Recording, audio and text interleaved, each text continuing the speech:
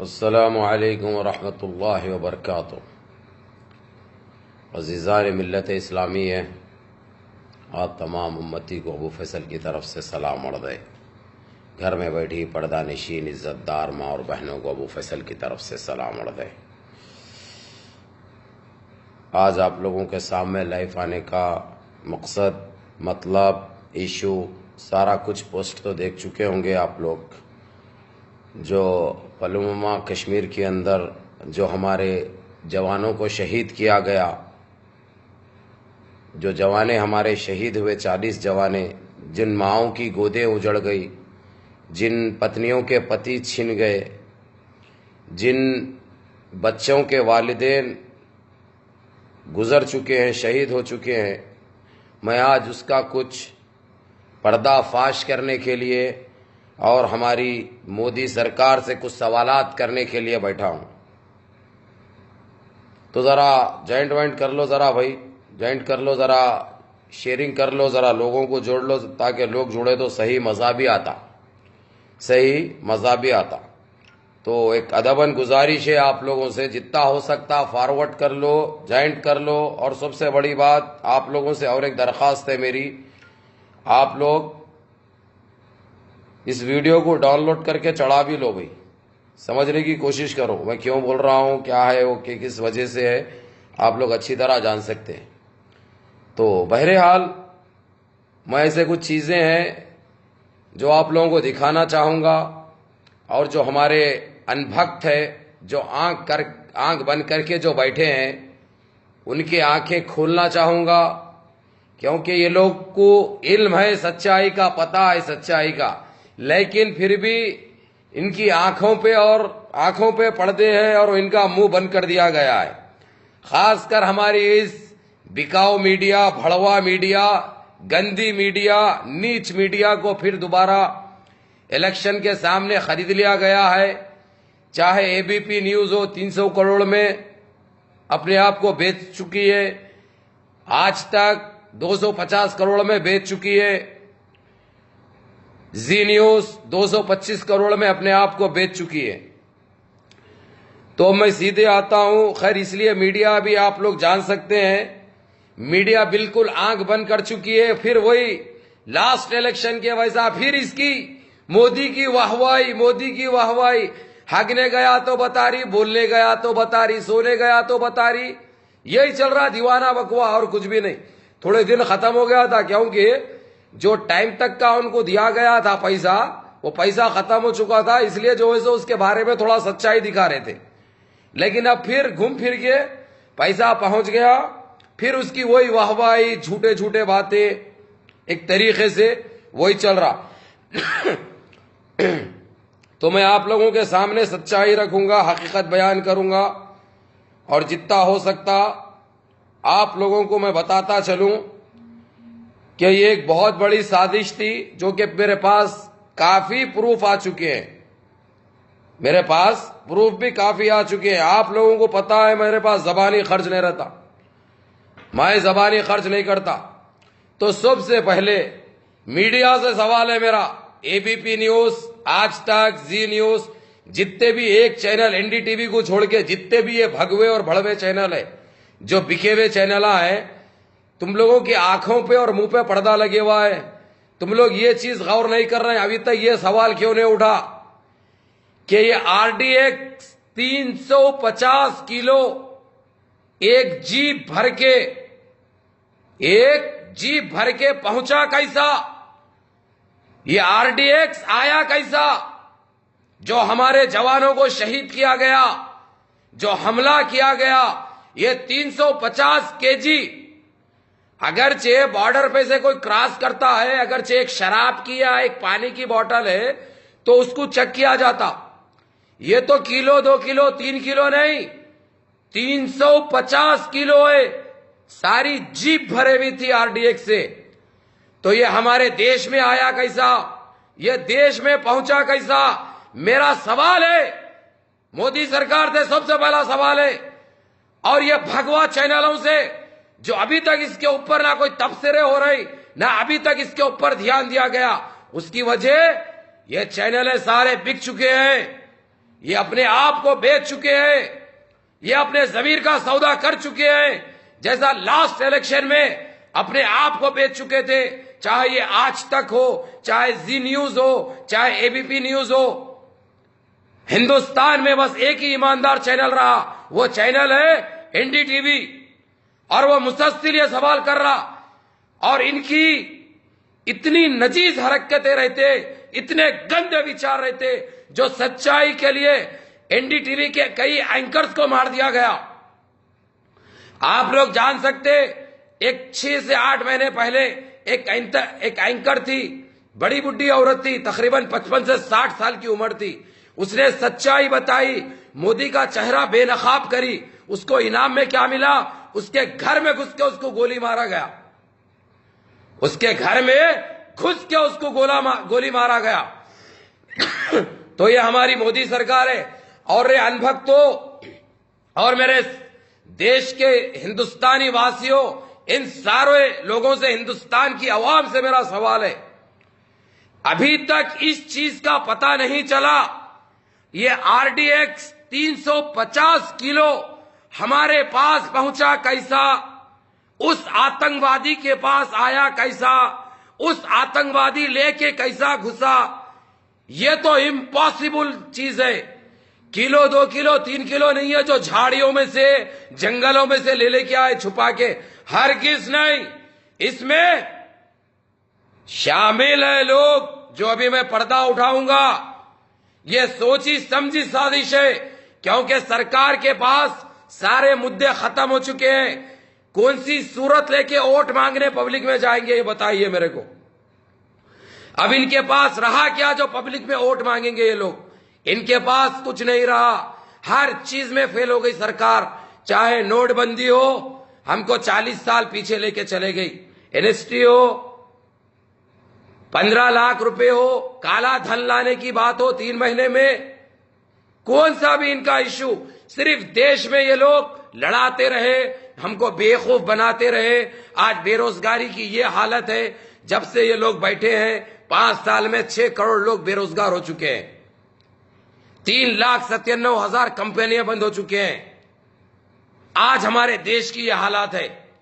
इनका खुद का बाला सुब्रमण्यम स्वामी खुले तरीके से, खुले अल्फाज में बता चुका है, ये ब्लास्ट जो किया गया हमारे जवानों के ऊपर, सोची समझी साजिश थी सरकार की। ये सरकार ने ये काम कराई। और यकीन मानिए मेरे हिंदुस्तान के देशवासियों, हमको दर्द है, हमको तकलीफ है। आप लोग गौर कर सकते, 16 तारीख के दिन ये हादसा पेश आया, हमारे जवान शहीद हुए ये आतंकवादी हमले की वजह से। लेकिन यही सरकार 16 तारीख को देखिए आप लोग, चाहे अमित शाह हो, चाहे योगी आदित्यनाथ हो, चाहे 2 मंत्री जिसका नाम मेरी जबान पे नहीं आ रहा, जो एक नाचने वाला है, गाने वाला है उनके पास, जो दिल्ली का मंत्री भी है, दिल्ली का एमपी है, वो लोग नंगा नाचते रहे, नंगा नाच रास्ते रहे। वही दूसरी तरफ देखिए कांग्रेस में प्रियंका गांधी 3:30 बजे उसकी प्रेस कॉन्फ्रेंस थी। उसने 3:20 पे यह हादसा पेश आया और उसने फौरन कैंसिल कर दिया, अपना प्रेस कॉन्फ्रेंस कैंसिल कर दी उसने। इसको बोलते देशभक्ति।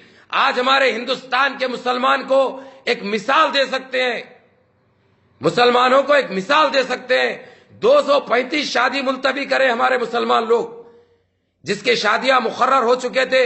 लेकिन इस हादसे के बाद, जिस दिन 16 तारीख के दिन यह हादसा पेश आया, 117 शादी थे, 117 शादी को कैंसिल कर दिए हमारे ये मुसलमान भाई। बोले नहीं, हमारे देश के जवान शहीद हो गए, हम शादी कैसा कर सकते हैं? हमारे देश के जवान गुजर चुके हैं, शहीद हो चुके हैं, हम शादी नहीं करेंगे, हम 1 महीने तक शादी नहीं करेंगे। यह जज्बा होना चाहिए, हर एक में यह जज्बा होना चाहिए। अभी तक जब से हादसा पेश आया, हमारे जवान शहीद हुए, जब से अब तक कोई मुसलमान शादी नहीं करा। हर बच्ची की शादी मुलतवी हुई, हर बच्चे की शादी मुलतवी हुई। उसकी वजह हमारे जवान जो शहीद हुए। आज हिंदुस्तान के कोने कोने में हर मुसलमान ने अपनी यात्राएं निकाली, पर अमन एहतजाज किया, कैंडल मार्च किया, और इन सुअर की औलादों को, इन हिजड़ों की नस्ल को, जो ये आतंकवाद, एक जो गाली है, ये जो हिजड़ों की नस्ल है, जो हमारे देश में घुस के हमारे जवानों को शहीद करे, हमारे जवानों को जो शहीद करे, हिजड़ों की नस्ल ये सुअरों का गोश्त खाने वाले कुत्तों की औलादें ये, अल्लाह गारत करे उनको, अल्लाह बर्बाद कर दे उनको, अल्लाह उनको जमीन बोझ कर दे, परवरदिगार उनको जमीन पर से मिटा दे। जो भी आतंकवादियों ने ये हरकत की, जो हमारे जवानों को जो शहीद किया, उन सुअर की औलादों की वजह से आज हमारे देश के अंदर हर मुसलमान एक मातम मना रहा। इतनी मोहब्बत है देश से, उसके बावजूद ये कुछ फिरका परस्त गंदी सोच के आतंकवादियों ने गैर जरूरी मुसलमानों को अजियतें पहुंचा रही, मुसलमानों को तकलीफें दे रही, मुसलमानों को मारा जा रहा, ताकि देश में अमन अमान खराब हो, देश के हालात खराब हो। यह साजिश मैं 4 महीने पहले से बताते हुए आ रहा हूं, देश में इलेक्शन से पहले ऐसी हरकतें होगी। इसलिए आप लोगों से एक दरखास्त है मेरी, आप लोग इन चीजों पर तवज्जो मत दीजिए, अमन अमान में रहिए, देश में एकता कायम रखिए। ये फिरका परस्त ताकतें चाहती ये है कि देश का माहौल खराब हो। तो मेरा मोदी से सवाल है, मोदी सरकार से सवाल है, अभी जब सऊदीया का जब प्रिंस आया शेख सलमान, और उसको तो योहानिस योहानिस योहानिस चलता रहा। मित्रों खत्म हो गया, मित्रों चले गया। योहानिस योहानिस योहानिस, खाली एक ही लखलखा था। क्या देके गया योहानिस? ठेंगा, ठेंगा देके गया। यह तुम्हारी कमजोर क़ियादत का नतीजा है। और तुम में इतनी हिम्मत नहीं थी मोदी, जो सीधा पाकिस्तान को टारगेट करते या पाकिस्तान का नाम लेते, और ऐसा मिल रहे उससे, शेख सलमान से, जैसा एक जमाने से बिछड़े हुए दोस्त है। हाँ, एक मेले में बिछड़ गए, बड़े जमाने के बाद मिल गए तो दिल से दिल लगा लेते, नहीं वैसा लगा ले रही। कब के बिछड़े हुए हम, आज कहां आके मिले, ये चल रहा था। लेकिन क्या देके गया उन्हें मोदी? कुछ भी नहीं।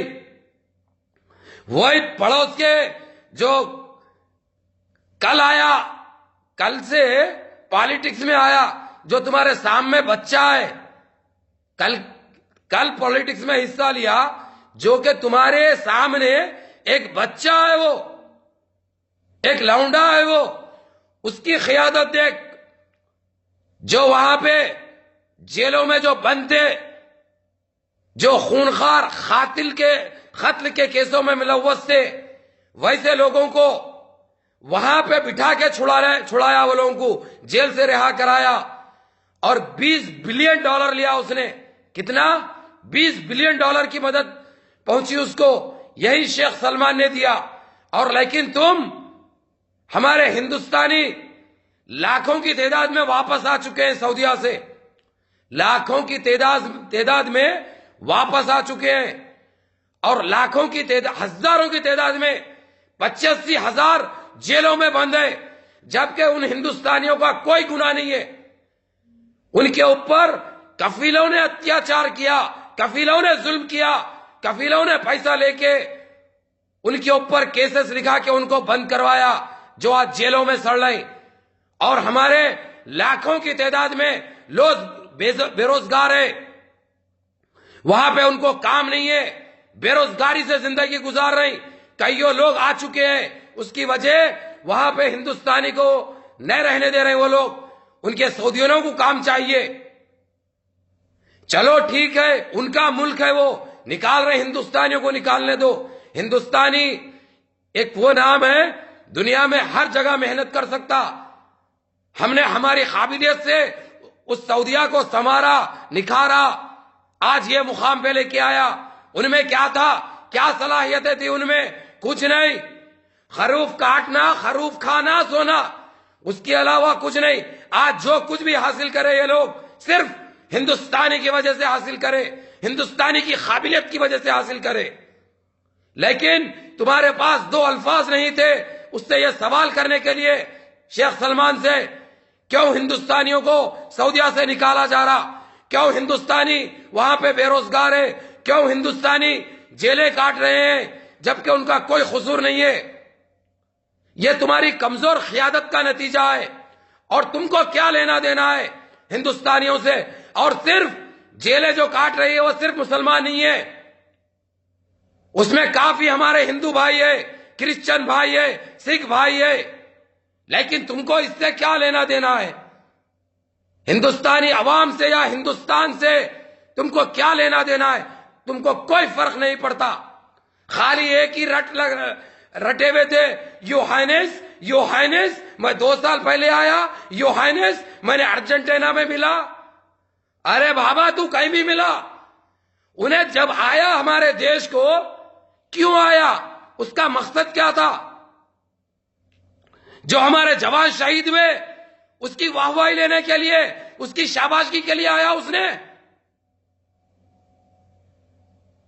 ये कौन सी सियासत है तुम्हारी, कौन सी राजनीति है जो हमारे देश को इतना खोखला कर चुकी है, इतना कमजोर कर चुकी है? क्या साबित करना चाह रहे हैं प्राइम मिनिस्टर मोदी? तुम्हारे पास कोई मुद्दा नहीं था इलेक्शन में, किस सूरत से तुम वोट मांगने जाते? इसीलिए यह बहुत गहरी साजिश है जो हमारे 40 जवान शहीद हुए। अब जाके वही पब्लिक में, वही सभा में हम बदला लेंगे, हम बदला लेंगे, मित्रों हम बदला लेंगे। कब लेते? उन आतंकवादियों की औलाद जवान विवाह से, उन आतंकवादियों की औलाद जवान विवाह से औलाद को मारते, या खुला बोलो पब्लिक को फिर मैं वोट मांग रहा हूं, मेरे को जिता दो, मैं जाके बदला लेके आता हूं, मैं जाके बिरयानी खा के आता हूं, मैं जाके मिठा खा के आता हूं, मैं जाके साड़ियां तोहफा दे के आता हूं। कोई मुद्दा नहीं था तुम्हारे पास पब्लिक में आके वोट मांगने का, क्योंकि हर हिंदुस्तानी को धोखा दिया गया, हर हिंदुस्तानी को मारा गया, कमजोर किया गया। और मैं बताऊंगा मेरे भाइयों, जरा शेयर कर लो, जरा जोड़ लो लोगों को अल्लाह के वास्ते। ये देखो मैं हर चीज का पर्दाफाश करने वाला इंसान हूं। अभी तक मेरे पास सबूतें नहीं थे, मैं खामोश था। और जिस दिन 16 तारीख के दिन हमारे जवान शहीद हुए, वो दिल्ली का नेता जो है ना, सुअर की औलाद MP बीजेपी का, ये नंगा नाच देख रहा था।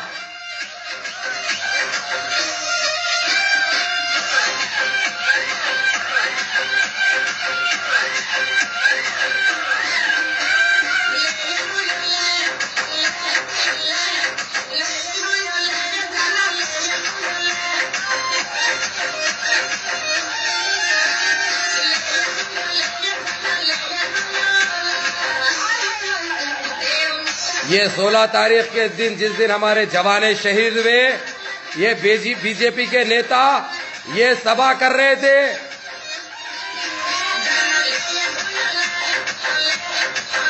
ये सरकार है हमारी, इनको जवानों का ये अफसोस था।